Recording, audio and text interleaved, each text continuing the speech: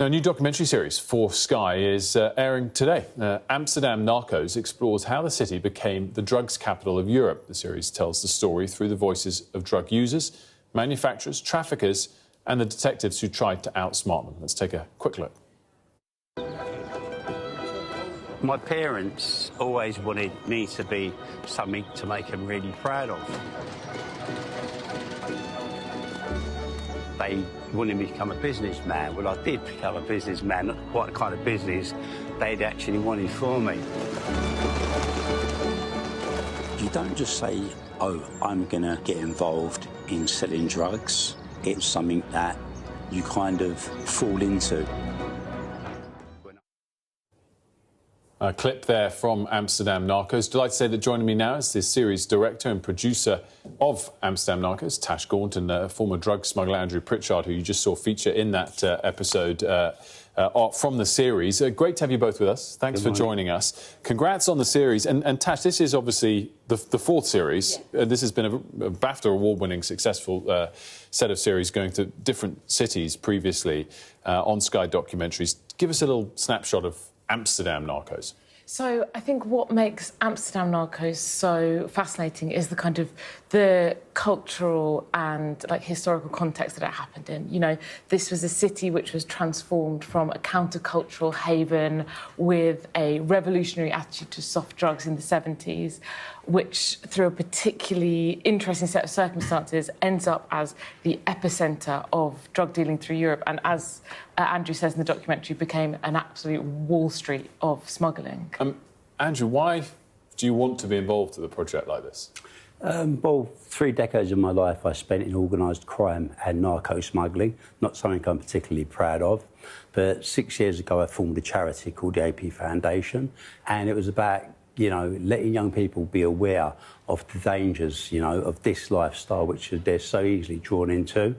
So by, you know, bringing a light to it, not to glamorise it necessarily, but to actually tell the hard-hitting truths of it, that there are two sides to that life and that journey, and some of it is a very, you know, bad ending, because it will end in death, destruction and misery for most people who, you know, step on that path. And did you spend a lot of time in Amsterdam itself? Yeah, I travelled to Amsterdam regularly. I worked from Amsterdam and, you know, was involved in drug trafficking from, you know, from Holland and other places around the world.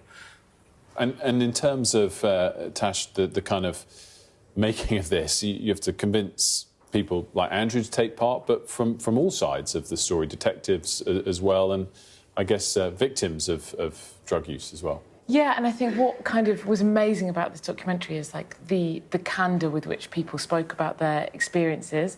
It really was eye-opening listening to all these stories, and the number of people that was telling us not only the intimate mechanics of how the industry works, the industry that we're kind of walking around in the midst of all the time, or just their kind of emotional feeling at any one point about their journey and kind of where it took them. Andrew, this might be a sort of ignorant question, but a lot of people think of Amsterdam as somewhere where at least some drugs are legal.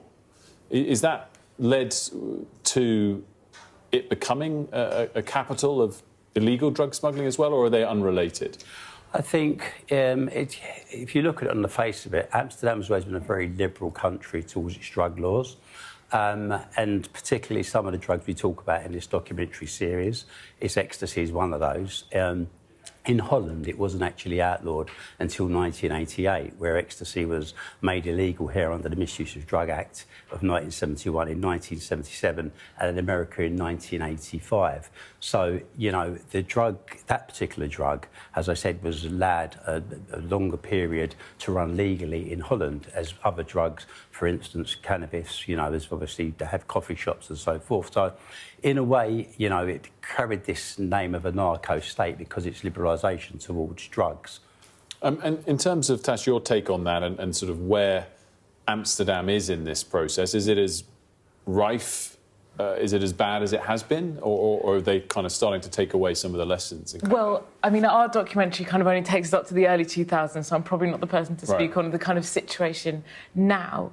But during the kind of era that the documentary takes place, from the 70s to the early 2000s, you see a real change as this kind of utopic dream of a liberal, tolerant state towards drugs, and the realities kind of come home to roost as the neighbouring countries don't have the same attitude, and also are stricter, which kind of makes Amsterdam itself more interesting for people who want to deal through the country. And it's out as of today? As of today, yeah. Fantastic. And so presumably as well on demand on Sky Now? On demand, Sky Now, and on television at 9 o'clock tonight. Fantastic. Well, congrats on the series, Andrew. Thanks so much for taking part in the series, but also coming in this morning. Tash, Andrew, great stuff. Good to see you. Right.